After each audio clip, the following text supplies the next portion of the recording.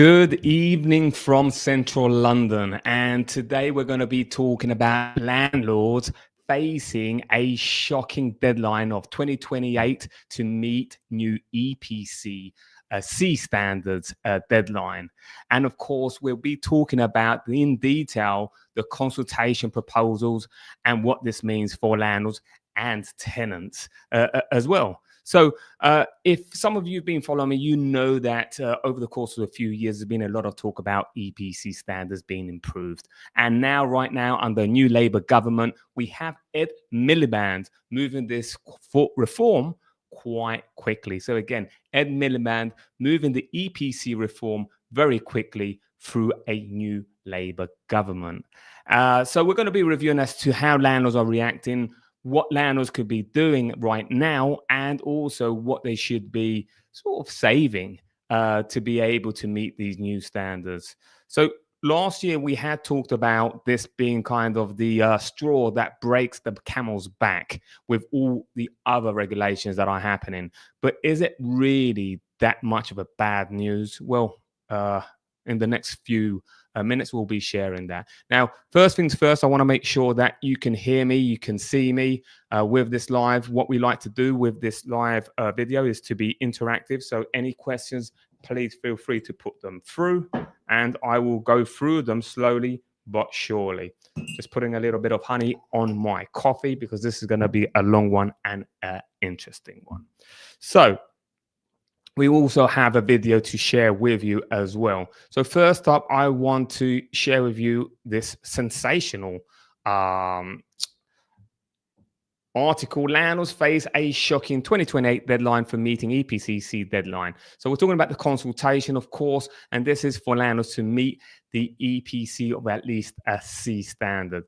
Now, the article I want to actually dive deep into is going to be talking about what properties this affects and also what landlords it affects as well. Okay, so without further ado, we have here you are, changes proposed. So here you are.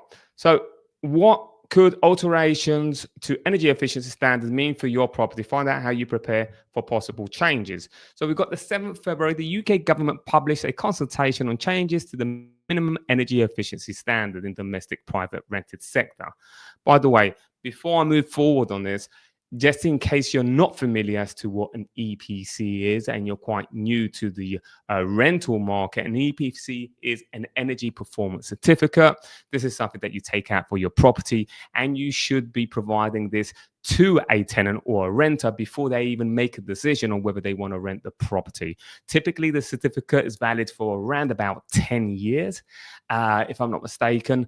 And this certificate shows, again, an energy performance certificate, how the property performs from an energy point of view. And is provided to the tenant so they can make an informed decision as to how much kind of the heating or how well insulated the property is. And my understanding from the government is this is to tackle fuel poverty. And it's interesting, if that is the main aim of the government, it's interesting that I'm going to share something with you which is not congruent with that. So it will be interesting to dive into that, okay? So going back onto this article. So we've got here, this consultation follows one recently published on changes to the energy performance certificate regime, and two are inextricably linked. Properties which are legally required to have an EPC or let on a relevant tenancy are required to meet MEES. So first thing is first, the Labour government is now consulting on proposals to require landlords in the domestic, that's in the PRS, private rented sector, to meet EPC C by 2028 for new tenancies and 2030 for existing tenancies. So the consultation includes proposals for transitional arrangements to the new standards, an increased cost cap, and a new affordability exemption, and applying to MEES to short lets. So this was the bit I was going to talk to you about. So as I just said, with regards to the government's aim to reduce fuel poverty for tenants, well, it's quite surprising to see that they're applying this to short-term rentals as well, because all short-term rentals have the rent, the electricity, the gas, everything included within the rent already. And they're not typically tenants, they are guests. So there are guests that are there, whether it's for business, whether it's for tourism, and anything like this. But the government has decided that actually they're going to apply the EPC standards to short-term rentals as well. So how does that work? Any comments, please leave it on the section of the comments below. You have a short-term rental. Do you see the purpose of this? The metrics currently are based on energy performance rating, an EPC, which is estimation of the cost of the energy demand of the home. Because of the proposals of the EPC consultation, the basis is likely to change, and the government is consulting on which metrics should be the basis for future targets. And that's just the issue, guys, that with this, the big deal with the metrics being changed is it's more uncertainty, and you won't have that certainty until next year, 2026, as we're going to look through this article. So a lot of landlords are in a position and thinking, you know what, I have a bit of money saved up right now, I'm just going to get ahead of all of this and upgrade my EPC. Well, no, that wouldn't be a sensible thing to do, because the metrics are now being changed and you don't know what that's going to be. So you can shed out thousands of pounds now, think, okay, I'm safe, and then those metrics are so much stricter and are completely different to what they are right now, and then you end up having an EPC that doesn't meet the standards anyway, with the new obviously the new metrics that they put through, which isn't going to be until 2026. Okay, so fabric performance. This metric would assess energy performance based on the fabric efficiency of the building. The measures recommended on the EPC could include insulation, draft, proofing, and double glazing. The measures would be intended to improve thermal comfort, reduce space heating demand, and enhance the energy efficiency of the heating system. So, smart readiness. The metric would assess energy performance based on the optimal performance of the building's energy use. The metric would also assess the building's ability to take advantage of flexible energy. For example, the measures recommended could include solar panels, batteries, and smart meters. Okay. Heating system. This metric would assess the efficiency of the emissions of the building heating and not hot water system, and could include cooking appliances. The metric would rank different heating systems based on environmental impact, efficiency, and how well they align with achieving net zero emission goals. Recommendations on the EPC based on this metric could include the installation of heat pumps, installation, heating controls, hot water cylinder upgrades, and solar water heating. The government is proposing that while a cost-based metric similar to the current system should remain an EPC, it should only be there to inform you should not be a basis of the upgraded MES. There are three options for the new minimum standard C to be based on. Option 1, landlords would be required to meet EPC C based on a fabric. Oh, what happened here? Based on fabric performance metric, and then secondary metrics, which at the landlord's discretion could either be a smart readiness metric or a heating system metric. I know, guys, this might be a bit complicated. You may want to rewind this and digest this a little bit.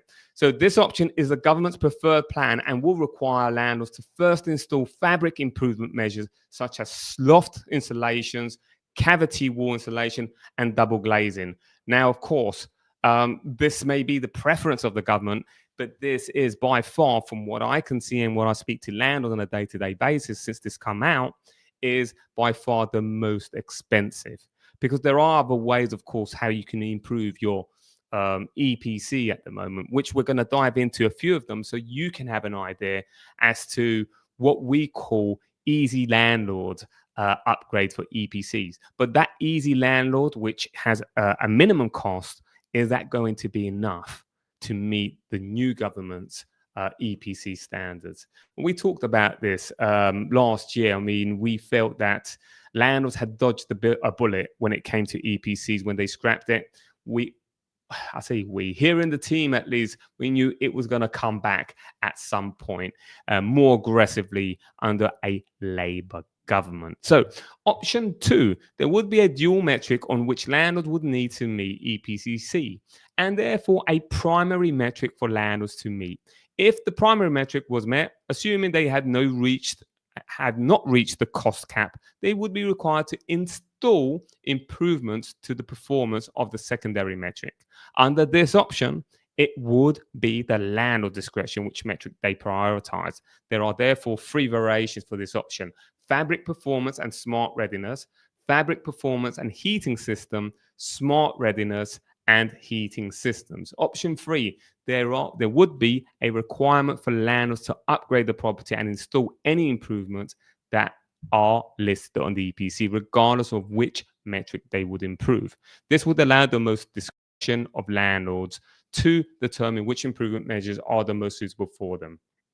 Now, there is a cost exception. Before I dive into this a little bit more, the cost cap exemption. Currently, landlords are required to spend £3,500, including VAT, attempting to meet EPCE. The proposal under the previous government was increased to £10,000, but Labour felt that this was not enough.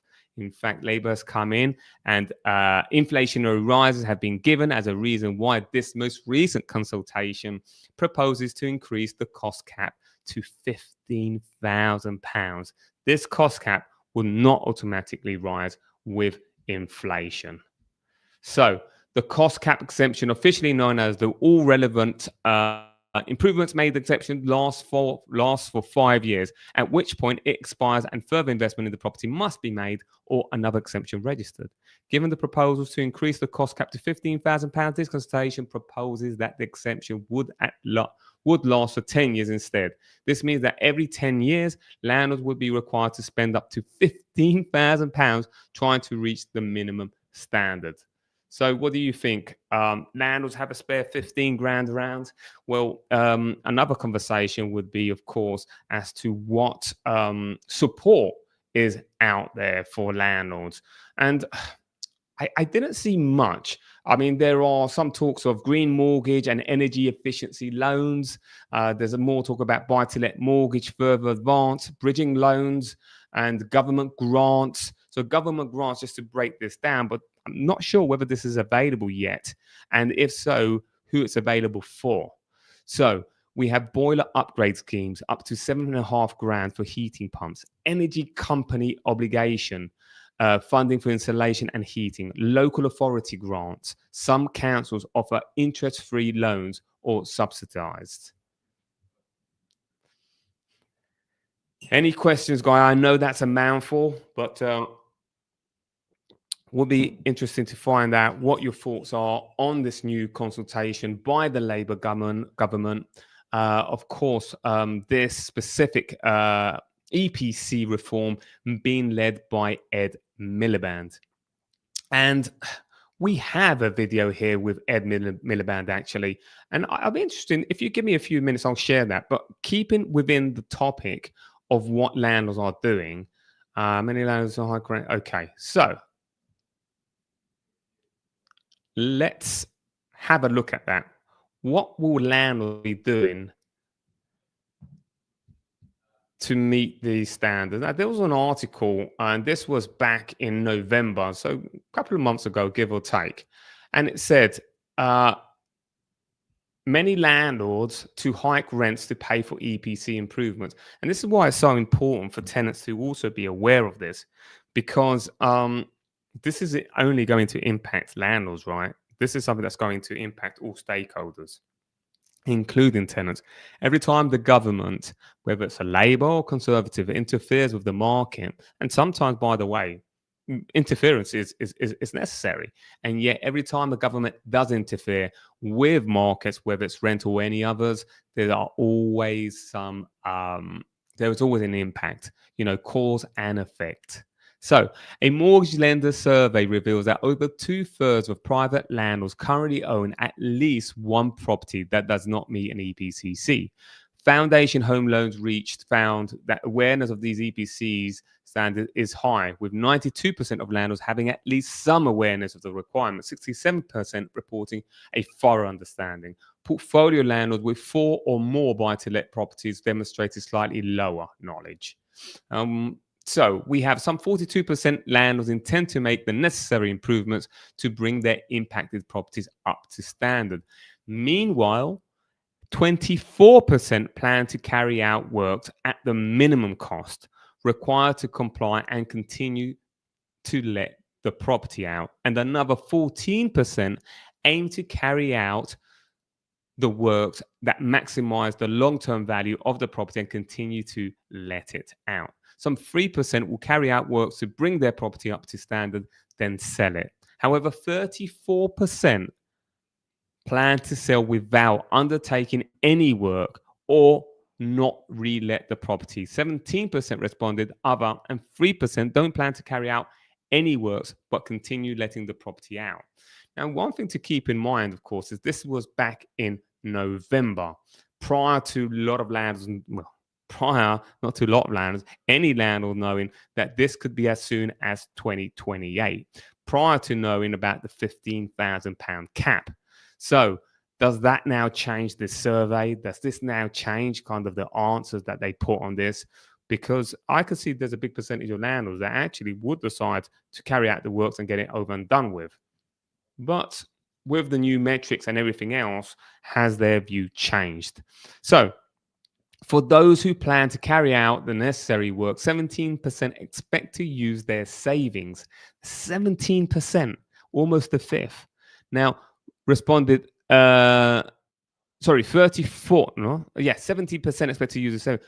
41% via rent increases. That's a big number.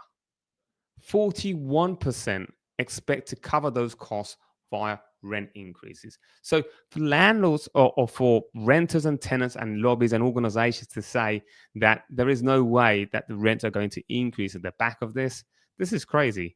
41% responded rent increase and 28% through grants. A further 12% saying they would release equity from their portfolio, and 5% seeking a further advance from a mortgage lender, or 5% from a loan. The lender undertook 720 online interviews September-October, spokesman says, with potential new legislation aiming to raise energy efficiency standards and tackle fuel poverty for millions. Landlords face important decisions around the future of proofing their investments. So let's see what Ed Miliband on a video thinks about this in an interview with the BBC. I'm going to hope that you can hear me. I have my team and my assistant here with me that will tell me, hopefully, that you can hear this on this video. I'm going to put the volume up here and you just let me know as I switch this through.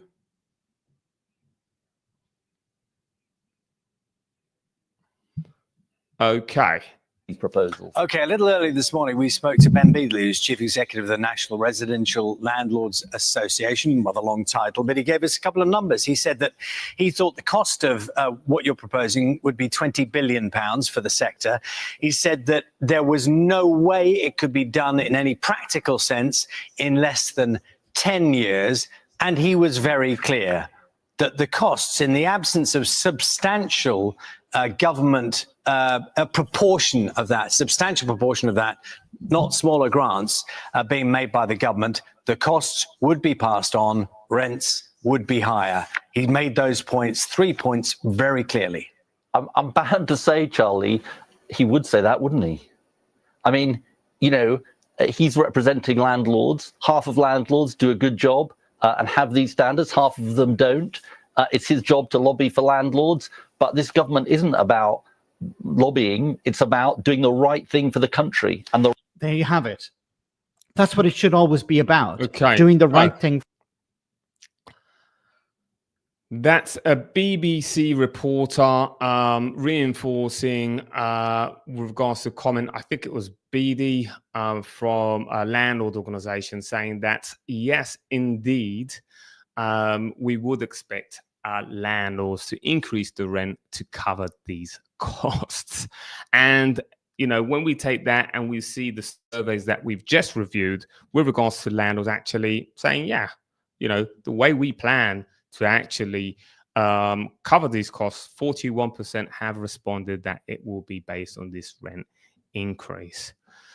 So again, that's a mouthful. So it'll be interesting to see what questions you guys have before we go on to the next article. So anyone just joining, you may want to know that what we have reviewed is quite a fair amount of articles talking about the EPCs, and also a video with Ed Miliband talking about the EPCs. So let's go with these questions. Okay, so we have, does anyone know if these rules will be enforced uniformly across all regions? So my understanding, sorry, let me share this question. So my understanding is yes. And then I guess the bigger question with this is really, how is this going to be rolled out? How is this planned to be rolled out? We're going to look at the timelines for this. 2026 is when they're going to have a clearer picture from the consultations and actually let people know, or let landlords know, what metrics are actually going to be used to roll this out and how the new EPCs are going to be assessed in 2026. That being said, in 2028, they want to all new tenancies. These are new tenancies in 2028 to meet the new EPC standards of C. This is 2028. However, for those tenancies that already have tenants in there that are not new, they're going to give them a little bit more space until 2030. So 2030 is the real deadline for everyone. So 2030 is the deadline to meet the EPC rating of at least C for every property that is rented within those regions. Again, 2028, though, would be for any new tenancy. And let's dive into that in more detail from the article. So what we have is, I have a good article here. So what we have is this. So timelines. We've got 2025 government response to consultations on reforms on energy performance certificate, government consults on proposed home energy model, and government response to consultation on improving energy performance. So that's part of that is already rolling right now, 2025. 2026, the final methodology for producing new EPC metric is published. Final preparation to introduce the new EPCs, including the delivery of EPC software and the training of energy assessors. New EPCs displaying new metrics become available for landlords to commission. Government confirms the explicit standards set against new metrics that privately rented homes have to abide to, and government updates guidance landlords on complying with the higher standards. Now, at this point, the government is encouraging all landlords to start upgrading straight away. That's the encouragement right now. However, 2028 is when the new tenancies in domestic private rented sector are required to meet the higher standards. Yet 2030, all tenancies in the domestic PRS are required to meet the higher standard. This is the government guide to the terminology with regards to the private rented sector regulations. So new tenancies. What are new tenancies? A new tenancy is defined as a tenancy where domestic property is rented out to a new tenant, or a contract with an existing tenant is renewed or extended. So you can't go back and say, hey, this is a renewal. No, you're doing a new tenancy with that same tenant if that's the scenario. All tenancies are defined as those who were the same tenant as being in situ throughout. The all tenants trigger date effectively introduces a backstop date by which all remaining properties which are required to have EPCs will have to be improved to the required EPC rating. Apologies, made a slight mistake here with regards to the renewed. So yeah, even if you're doing a new tenancy, so as per the wording here, to a new tenant or a contract with an existing tenant is renewed or extended. So as long as you have that same tenant there, that's going to be a new tenancy. So new EPC standard expected in 2026. I think we've gone through part of this, the implementation, the timeline, tables, costs. Okay, let's look at the cost. We talked briefly about the cost, didn't we? So this 15,000, so the government also says that the following 2020 consultation will provide, so there are government proposals at maximum investment of £15,000, including VAT. We touched upon that very briefly. Currently modeling based 2024 prices suggest that average, we've gone through this as well. I don't think this is going to add any value to you. So we're going to jump into a little more questions here. Or actually, before we dive into the questions, let's look at what you can do, or at least based on last year's EPCs, what you can do, which we call easy EPC upgrade wins for landlords in 2025. But remember, this may be slightly different, although this was published in January 2025, which is just a few weeks away. Based on new metrics, it's worth noting or considering whether this will even help to get you anywhere near the new standards based on the new metrics. So currently, how are EPC ratings calculated right now? So EPC ratings are graded alphabetically from A to G, but an important fact that has gone widely unreported is that there is actually a numerical point system at work below the surface. For example, a score of between 92 to 100 SAP points gives a rating of A, 81 to 91 points, gives a rating of B, and 69 to 80 points gives a rating of C. Digest on that. Let's move on. This is important knowledge for landlords because it means that a property with a rating D could just be 1 point, and therefore one minor improvement away from upgrading to a C. That makes more sense in context. So majority of landlords are unaware of EPC calculation method. Despite this, only 5% of landlords know how their property scores when it comes to these numerical points. Research, the EPC and energy efficiency platform developed for landlords reveals how many EPC points landlords can expect and add by carrying out some common energy efficiency. So here are some easy wins, okay? If a property is on a very edge of breaking into an improved EPC rating, there are a number of small improvements that one can make to add the required couple of points needed to score a higher rating. For example, adding a hot water cylinder installation adds an average of plus 1.7 points. A hot water cylinder thermostat adds another 2.4 points, and installing low energy lighting adds an average of plus 1.1. So overall, they've added, just by doing that, you've got like 5 points, get you over the right bracket. So prioritize points added rather than energy efficiency. It might sound counterintuitive, but adding the most sustainable features to a home isn't always the best way to add points and therefore improve an EPC rating.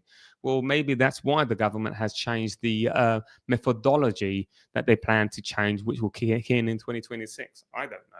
So, for example, a biomass boiler is often said to be the most eco-friendly way to heating a home. But in terms of EPC points, they don't score as highly as more traditional heating methods.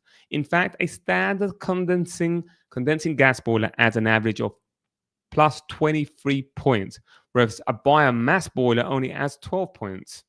So switching from a gas boiler to a biomass boiler would actually reduce EPC points, despite the latter being considered the cream of the crop for eco standpoint.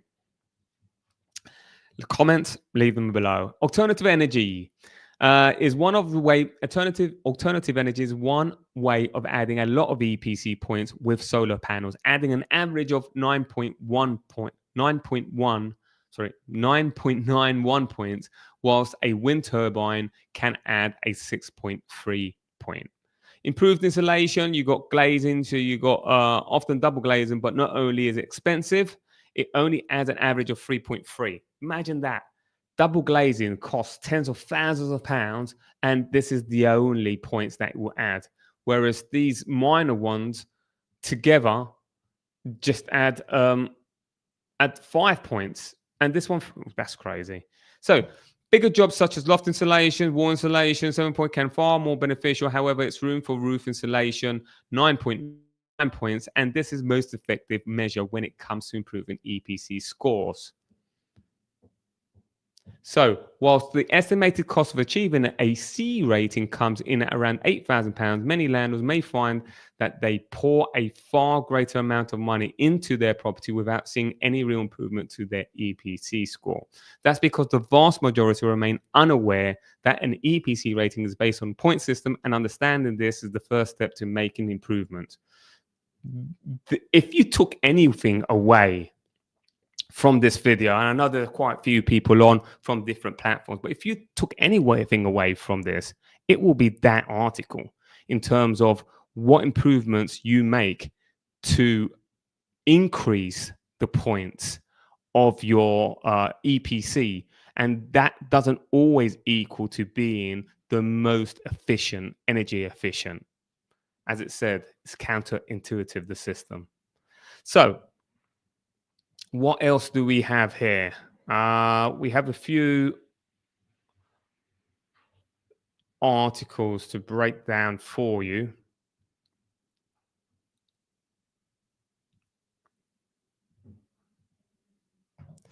We're going to continue with the article we started off with.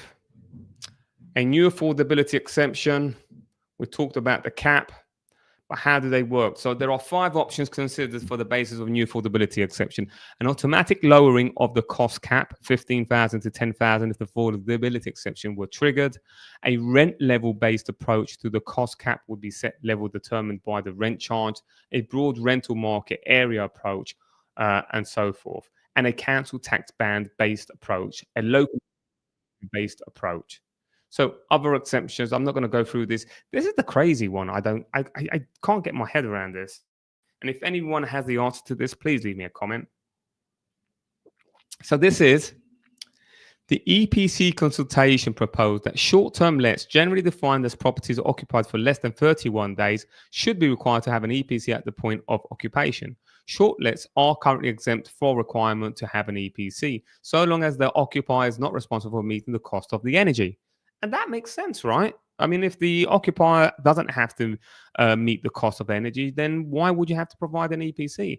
I mean, some would argue that even if the occupier is not paying for gas, electric, water, it is somehow included within the rent. So therefore, they should get an EPC because maybe not in a direct way they are paying, and that could be a fair argument.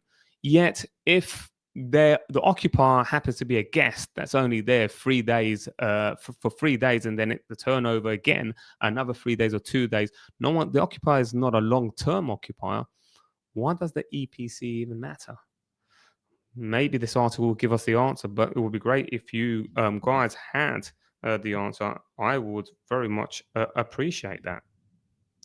Okay, so short-term rentals, EPCs. The current MEES regulation do not list properties occupied on a license for a short-term as a relevant tenancy, and therefore, even if they were required to have an EPC, they would not be required to meet the MEES. This consultation proposes bringing short-term lets occupied on a license into scope and require them to meet the new EPC C. Now, my opinion on this is the beginning, it's going to sound dramatic, the beginning of the end of short-term rentals. Now, government is getting this long-term prioritized and getting this out the way. Believe me, they have their eyes on short-term rentals. And I believe this is one of many other regulations that are going to come in for short-term rentals. The main justification for this proposal is that the government is concerned that private rented sector landlords would convert private rented sector properties to short-term lets in order to avoid the new MEES standards. Okay, so this is a strategic move. This is a strategic move from the government as opposed to it making sense for current renters, which is crazy. So they are kind of playing chess here, whereby they don't want to leave room for landlords to have options on the table on whether long-term rental continues to be a good option for them. If you're a renter, a landlord, let me know what your thoughts are on that. I'm not going to say anything else on the topic. So the UK government is aware that some landlords have taken early action to meet EPC C since the changes were first consulted in 2020. The CLA knows of many members who fall under this category. The government wants to reward and encourage early action and therefore has proposed transitional arrangements for those who meet EPC C based on an existing regime and metric. Those landlords who are compliant with EPC C against existing metrics will be considered compliant until their certificate expires or is replaced by a new EPC. Okay. Example, a landlord upgrades a property to C in 2025 under the current regime. Their EPC lasts for 10 years.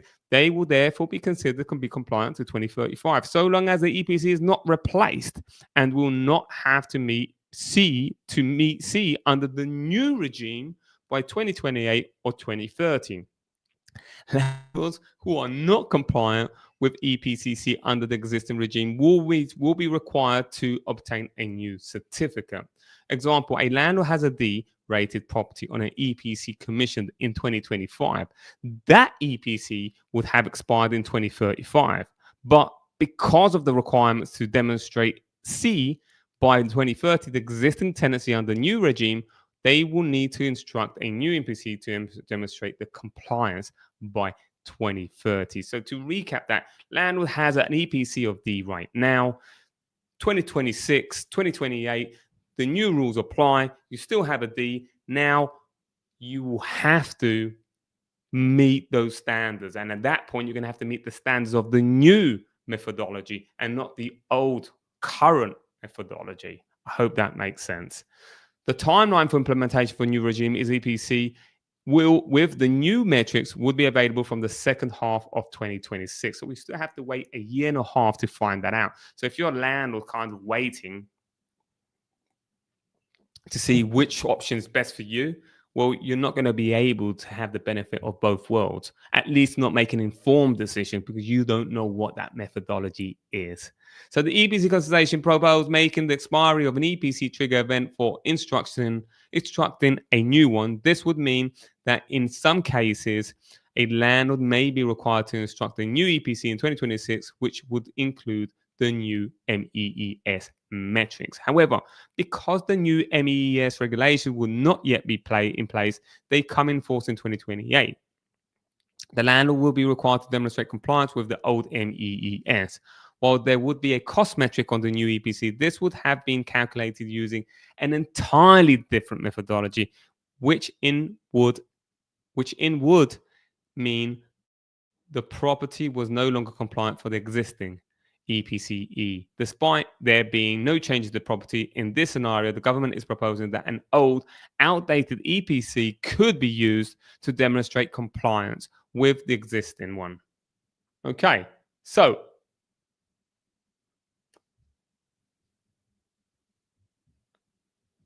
the challenge here is clearly the government is encouraging landlords, excuse me. It's been a long day. So clearly the government is encouraging landlords to just make the changes now. Don't wait. And there is incentives there. You won't need to abide by the new methodology. Just crack on and do it. However, if we look at what happened in recent years, a lot of landlords actually did that and said, you know what, I'm just going to do it. And then the government scrapped their plans. Now, a lot of landlords are actually optimistic that the government's not going to follow this through. They're going to do it again under this new government. They're going to scrap those plans. And so a lot of landlords are thinking, actually, I'm going to stay put. Even if they're encouraging and maybe there might be a benefit in doing those works now, I'm going to hold. I'm going to bet that they're going to scrap this and then I'm not going to spend 10, 15 grand doing works that are no longer needed, just like what happened a few months, a few years ago.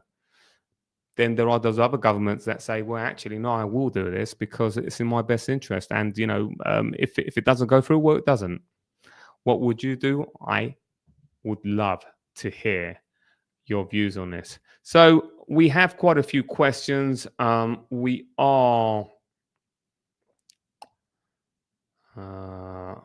40 minutes in. We have discussed a few articles with regards to the government's intention with the EPC, of course, the Energy Performance Certificate, the timelines on that. We've also discussed as to how landlords plan to finance these costs, which can be up to 15 grand. And now I want to go through a few questions. So we have here.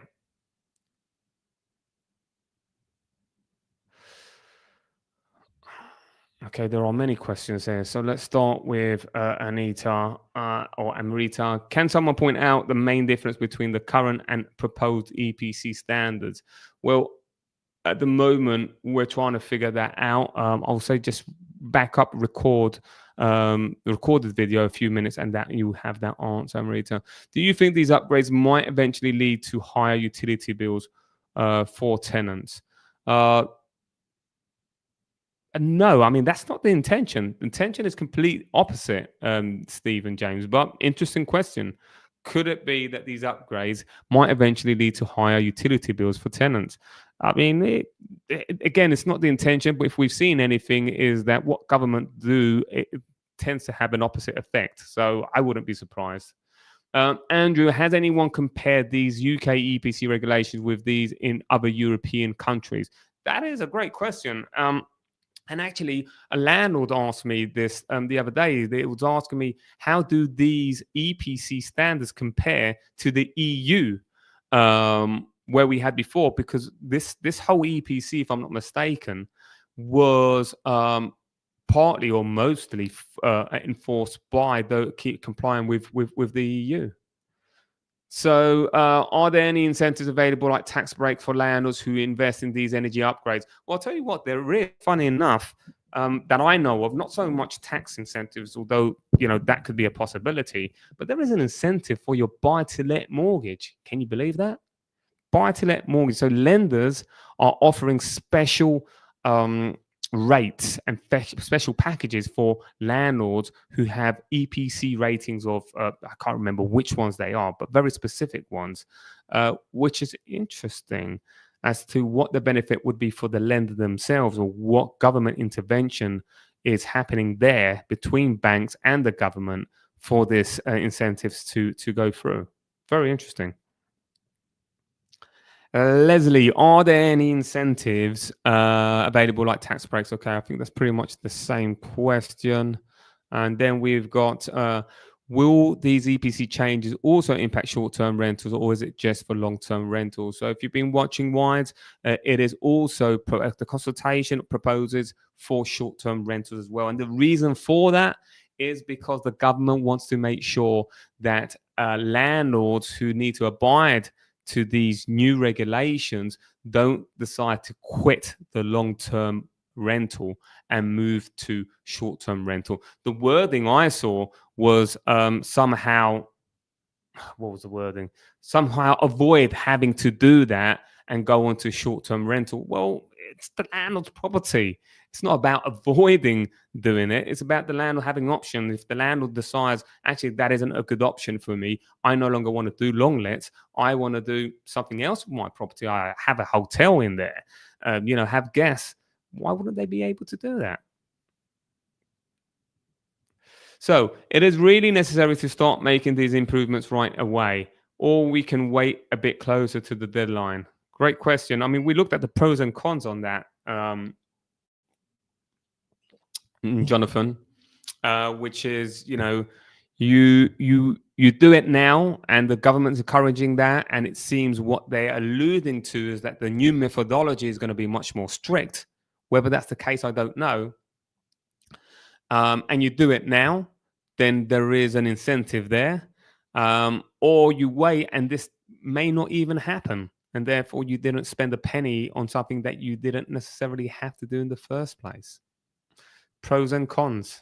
Pros and cons. So, Martin, what happens if a property doesn't meet a minimum energy standards? Are there any alternatives to paying that 15 grand fee? So it's not a 15 grand fee. I'll say watch back the video and understand a little bit more about the £15,000 a cap, and that would be perhaps helpful for you, Jonathan. Give me one sec because I'm going to run out of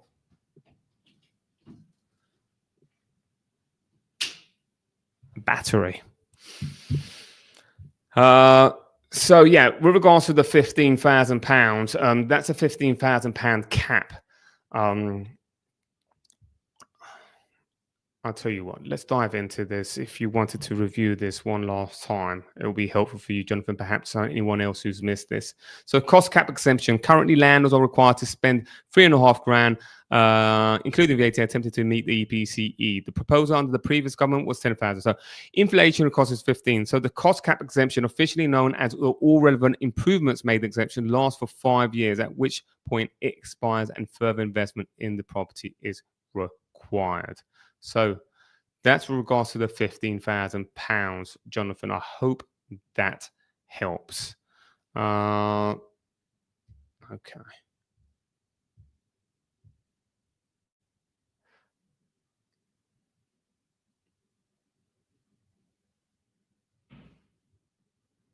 Yeah, I hope that helps. So, hey, Monkey Business, always great to have you online. So all council properties should be made to have EPC certificate as well. 110%. Couldn't agree with you more. Perhaps that's the conversation that we should be having, right? For sure. Minhail Pandy, because it's crazy that council has one rule and private rented sector have another rule, especially knowing where social housing, based on articles and research that I do, have one of the worst violation and compliance currently. So where have you found the best, most reliable guidance on meeting these new energy efficiency standards? Great questions. Just you just got to educate yourself, research videos like this, Minhao. This is the best thing that you can do. Just educate yourself, whether it's a video like this or go to a landlord government body where you can sign yourself up to. So how do these new measures influence your decision to invest a rental property? Well, it influences it massively, Jonathan, because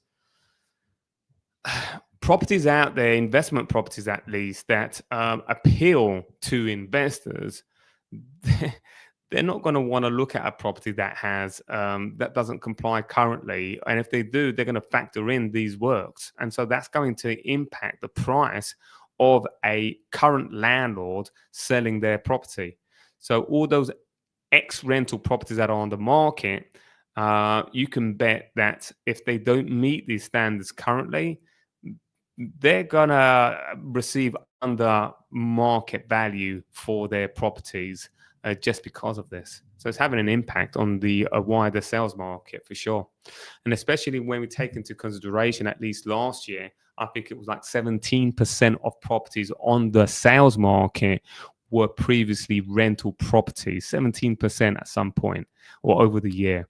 And if we looked at London, this almost became a quarter of sales, properties for sale in the capital were actually properties from landlords, and big percentage of them were actually being sold with no chain, meaning that they were vacant. So this is an impact that's having on landlords. But that being said, I don't want to be sort of everything doom and gloom.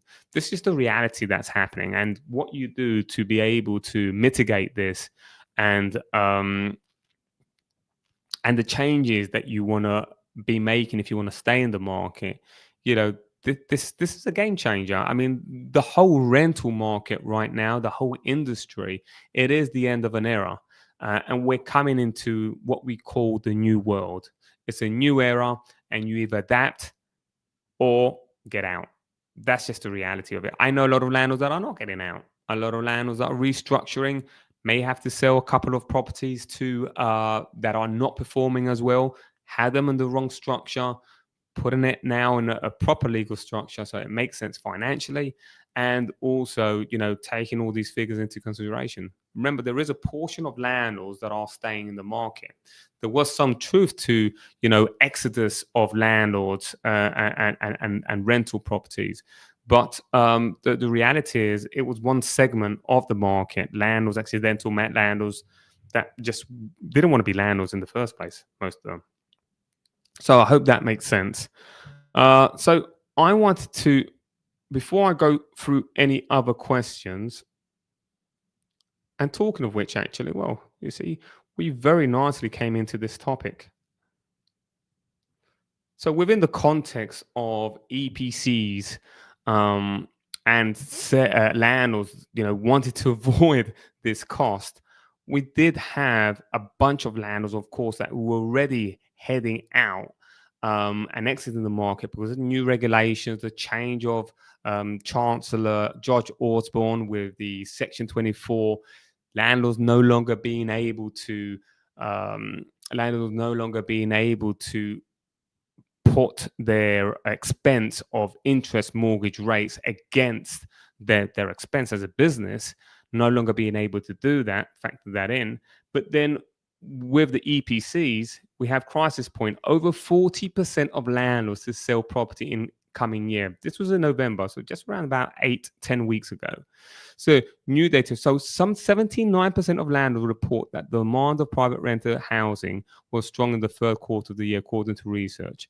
Now, the data compiled of the National Residential Landlords Association, who let property in the Southeast, highest levels of demand. Okay, so talking about demand, I'm going to talk to you about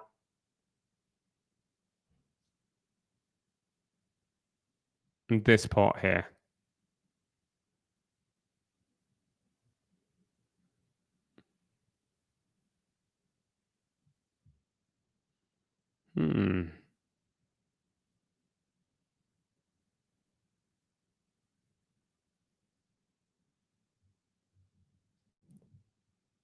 I know there was an article here relating to the EPCs, but